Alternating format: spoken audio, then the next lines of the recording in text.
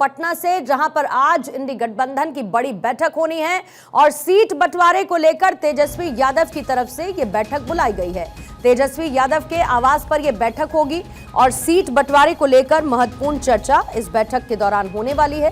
तेजस्वी यादव के आवास पर होने वाली इस बैठक में सीट शेयरिंग फॉर्मूला क्या होना है ये तय होगा और इसी को लेकर यह बैठक बुलाई गई है। इंडी गठबंधन की यह बैठक होगी, सीट शेयरिंग फॉर्मूला तय किया जाएगा। बिहार में एक तरफ जहां पर विपक्षी पार्टियां चुनावी मैदान में उतरने की तैयारी कर चुकी हैं, वोट चोरी से लेके कई ऐसे मुद्दे रहे जो कि बिहार की राजनीति में इस वक्त घूम रहे हैं और इसी बीच में सीट शेयरिंग के मुद्दे को लेकर यह बैठक बुलाई गई। तेजस्वी यादव के आवास पर होगी यह बैठक। नेताओं से बातचीत चर्चा जो है वो चलती रहती है और लगातार ये प्रोसेस हम लोग निभाते रहे। गठबंधन के दिन नेताओं से बातचीत चर्चा जो है वो चलती रहती है और लगातार ये प्रोसेस हम लोग निभाते रहे। और आइए सीधा आपको आरजेडी दफ्तर लिए चलते हैं, जिसके बाहर से मेरे सहयोगी अस्मित इस वक्त मेरे साथ लाइव जुड़ चुके हैं। अस्मित, सीट शेयरिंग का फॉर्मूला संभवतः क्या हो सकता है? और ये तो माना जाए कि आज फाइनल फॉर्मूला ना निकल कर आए, लेकिन चर्चा का आगाज जरूर हो जाएगा।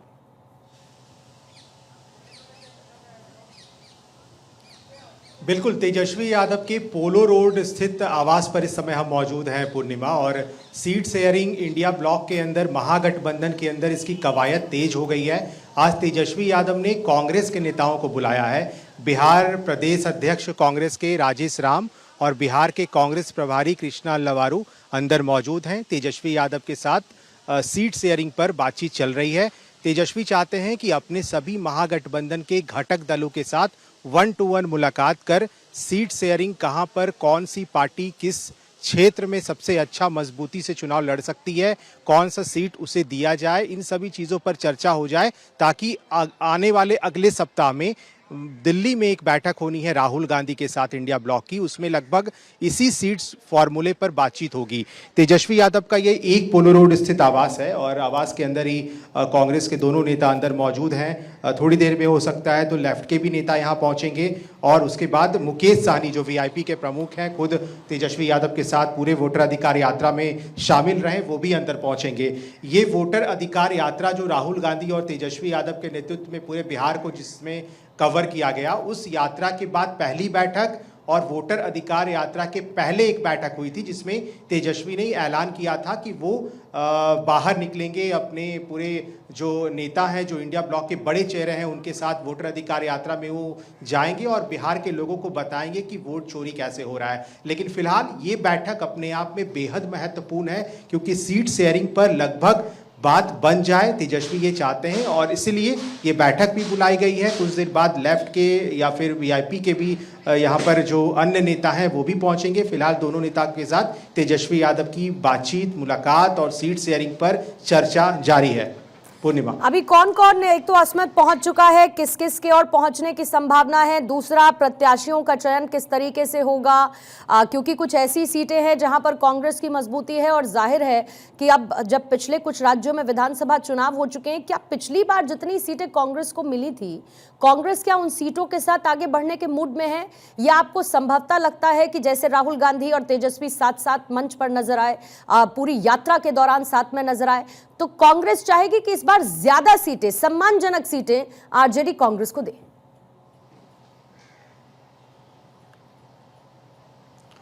जाहिर सी बात है पूर्णिमा, इस बार कांग्रेस पिछले चुनाव के मुकाबले ज़्यादा एक्टिव रही है बिहार में। राहुल गांधी ने सबसे ज़्यादा समय बिहार में इस बार दिया है चुनाव को लेकर।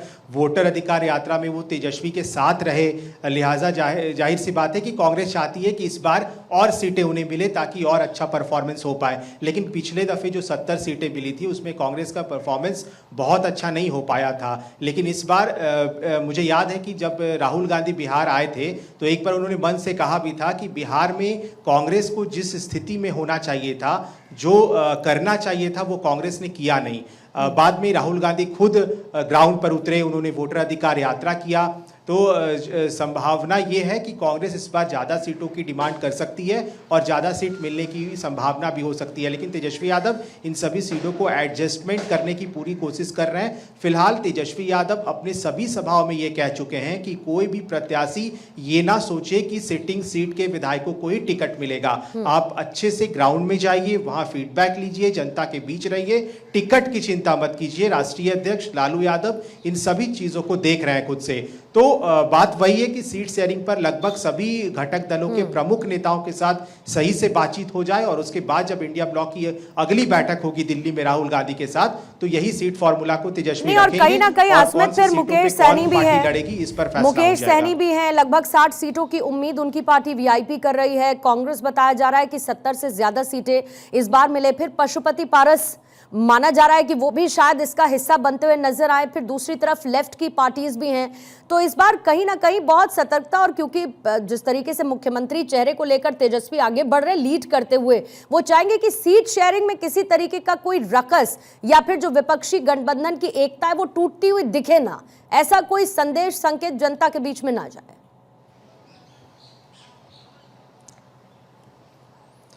नहीं, इसका ध्यान में रखते हुए, इस चीज़ों को ध्यान में रखते हुए तेजस्वी यादव डिसीजन लेंगे। क्योंकि पिछले बार आपको याद होगा जब विधानसभा चुनाव हो रहा था, मुकेश सहनी ने प्रेस कॉन्फ्रेंस में ये आरोप लगा करके महागठबंधन को छोड़ दिया था कि उन्हें सम्मानित सीटें नहीं मिल रही हैं। और अब तो मुकेश सहनी जब भी बात कर रहे हैं मीडिया से, वो कहते हैं कि वो डिप्टी सीएम बनने की इच्छा रखते हैं और उनकी पार्टी कम से कम लगभग 60 सीटों से ज़्यादा लड़ने की चाह रखती है। लेकिन देखना वही है कि लेफ्ट की पार्टियां हैं, उनका परफॉर्मेंस काफ़ी अच्छा रहा था पिछले बार।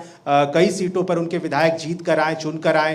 मुकेश सहनी को कितनी सीटें तेजस्वी दे पाते हैं। पशुपति पारस इस बार फैक्टर होने जा रहे हैं, क्योंकि वो भी अब तक देखिए महागठबंधन में शामिल नहीं हुए हैं। लेकिन अंत तक हो सकता है कि अगर सीटें उन्हें भी अच्छा खासा मिलता है तो महागठबंधन के साथ पारस आ सकते हैं। ये उन्होंने पहले ही बताया है कि उचित सीटें जहां सम्मान मिलेगा, पारस उन्हीं के साथ जाएंगे। तो सभी को एडजस्टमेंट किया जाएगा और यही कारण है कि तेजस्वी अपने सभी घटक दलों के नेताओं के साथ अपने आवास पर बैठकर यही जानने की कोशिश कर रहे हैं कि सीट शेयरिंग का फॉर्मूला लगभग किस तरह से तय कर लिया जाए ताकि अगली बैठक में उसी पर मंथन हो। ठीक है आसमित, आपका बहुत बहुत शुक्रिया। और इससे पहले भी कई दौर की बैठकें हो चुकी हैं महागठबंधन की सीट को लेकर, और आगे बढ़ते बैठकों का दौर चलते सीट शेयरिंग का फॉर्मूला भी विपक्ष की तरफ से तय किया जाएगा।